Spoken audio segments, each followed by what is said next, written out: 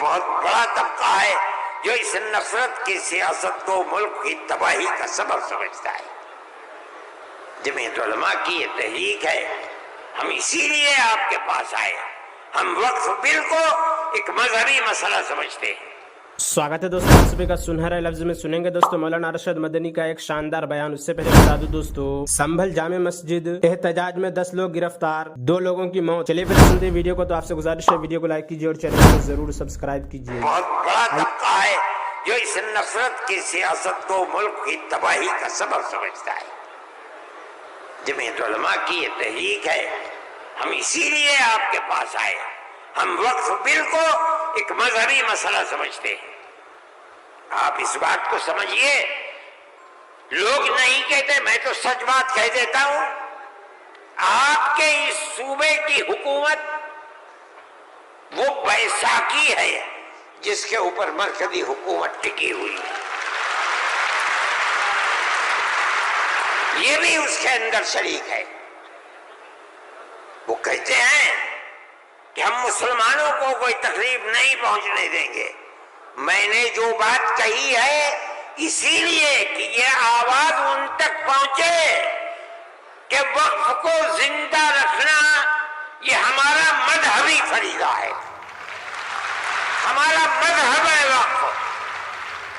اگر آپ اس کی تائید کریں گے تو مسلمان خود فیصلہ کرے کہ آپ کی گورنمنٹ آپ کے مذہب کو زندہ رکھنا چاہتی ہے یا آگ لگانا چاہتی ہے۔ جمعیت علماء ہند زندہ باد، مولانا ارشد مدنی، نعرہ تکبیر، اللہ اکبر، ارشد مدنی قلم بڑھاؤ، جمعیت علماء ہند زندہ باد۔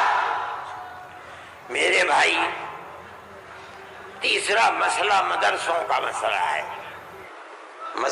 مدرسے 2 طرح کے ہیں، ایک وہ مدرسے ہیں جو گورنمنٹ سے امداد لیتے ہیں، ایک وہ مدرسے ہیں جو گورنمنٹ سے 1 پیسہ بھی نہیں لیتے۔ ہم پہلے سے کہتے تھے، لوگوں سے بلاتے تھے کہ پیسہ مت لو۔ یہ ہو نہیں سکتا کہ گورنمنٹ دے اور تم سے لینا، یہ نہیں ہو سکتا۔ آج سے تقریباً 15-20 سال پہلے دلی کے اندر ایک میٹنگ بلائی، بہار کے لوگ بھی اس وقت گورنمنٹ میں تھے، یہ بھی تھے، اور وہ یہ تھی کہ مدرسے والوں کو ہم پیسہ دیں گے۔ سب نے منع کر دیا کہ ہم نہیں جائیں گے۔ میں نے یہ سوچا کہ مجھے جانا چاہیے، چنانچہ میں چلا گیا وہاں۔ انہوں نے مجھے اسٹیج پر بلا دیا، اس کے اندر بڑے بڑے وزراء بیٹھے ہوئے تھے، ارجن سنگھ بھی تھے اور دوسرے لوگ تھے۔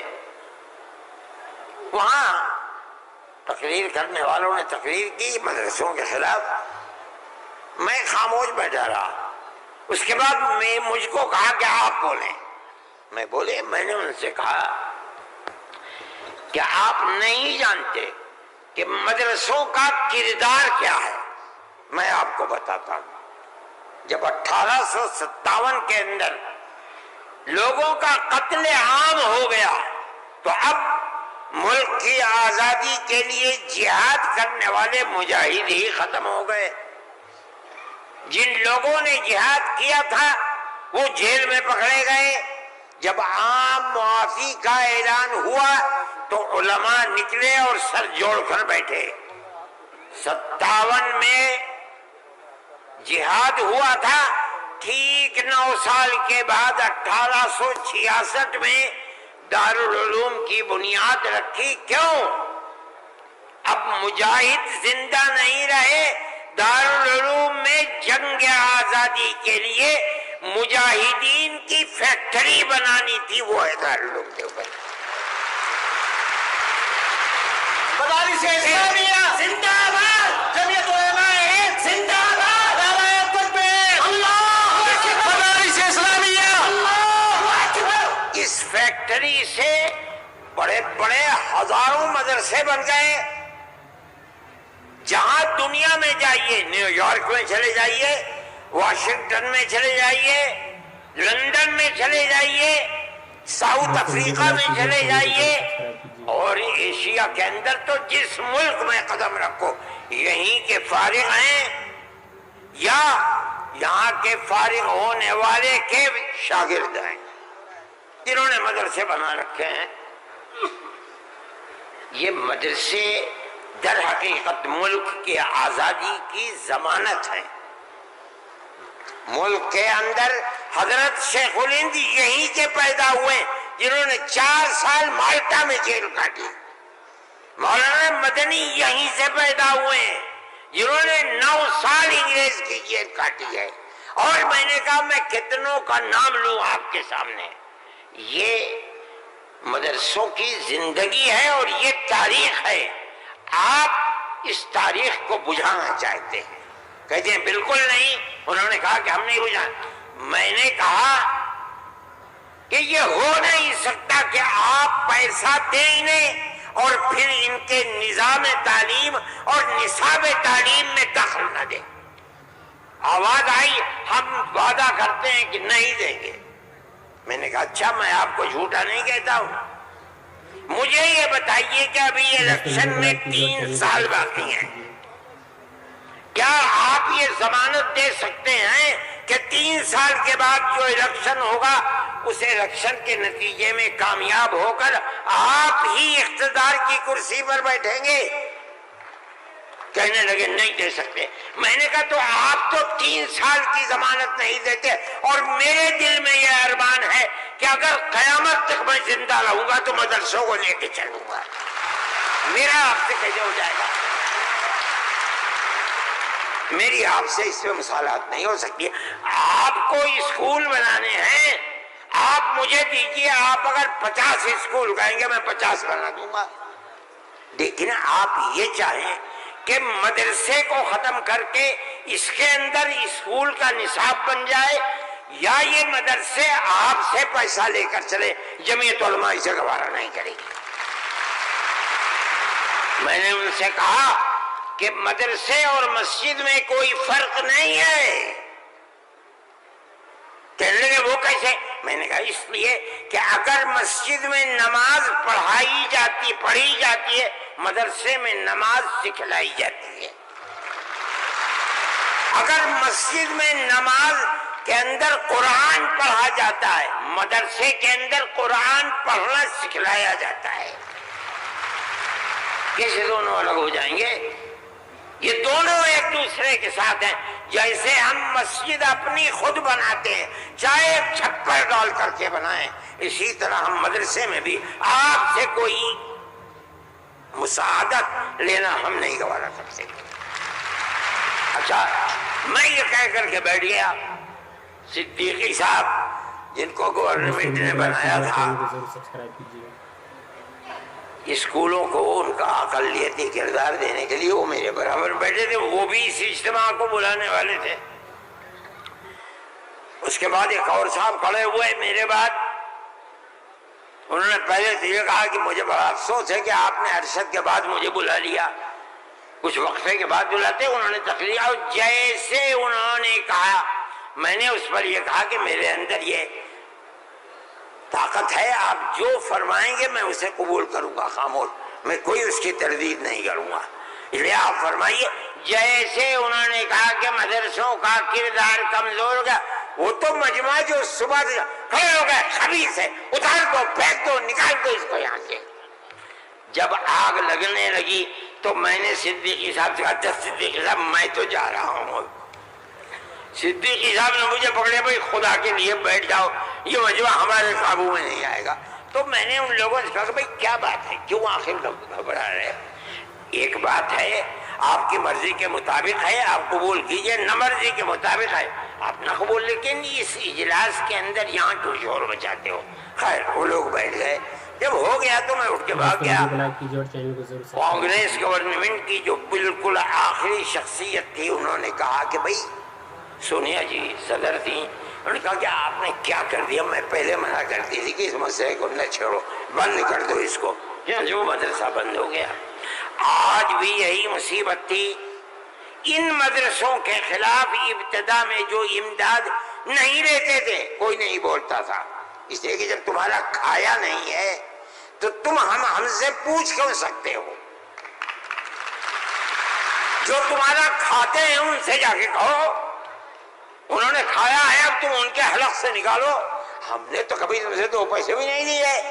دارالعلوم دیوبند کو سن 56 کے اندر 1956 میں جو اس وقت دوستو مولانا ارشد مدنی صاحب کی ویڈیو سننے کے بعد آپ اپنی رائے میں کیا کہنا چاہتے ہیں وہ نیچے کمنٹ باکس میں ضرور بتائیں۔ یہ دوستو منتخب حدیث کتاب سے کچھ خاص باتیں سنتے ہیں۔ حضرت ابو ہریرہ رضی اللہ عنہ روایت کرتے ہیں کہ نبی کریم صلی اللہ علیہ وسلم نے ارشاد فرمایا، ایک دوسرے کو ہدیہ دیا کرو، ہدیہ دلوں کی رنجش کو دور کرتا ہے۔ کوئی پڑوسن اپنی پڑوسن کو ہدیہ کو حقیر نہ سمجھے، اگرچہ وہ بکری کے کھر کا ایک ٹکڑا ہی کیوں نہ ہو، اسی طرح دینے والی بھی اس ہدیہ کو کم نہ سمجھے۔ حضرت ابو ذر رضی اللہ عنہ روایت کرتے ہیں کہ رسول اللہ صلی اللہ علیہ وسلم نے ارشاد فرمایا، تم میں سے کوئی تھوڑی سی نیکی کو بھی معمولی نہ سمجھے، اگر کوئی دوسری نیکی ہو سکے تو یہ بھی نیکی ہے کہ اپنے بھائی کے ساتھ خندہ پیشانی سے مل لیا کرے۔ جب تم پکارنے کی غرض سے گوشت خرید لیا یا سالن کی ہڈی پکاؤ تو شوربہ بڑھا دیا کرو اور اس میں سے کچھ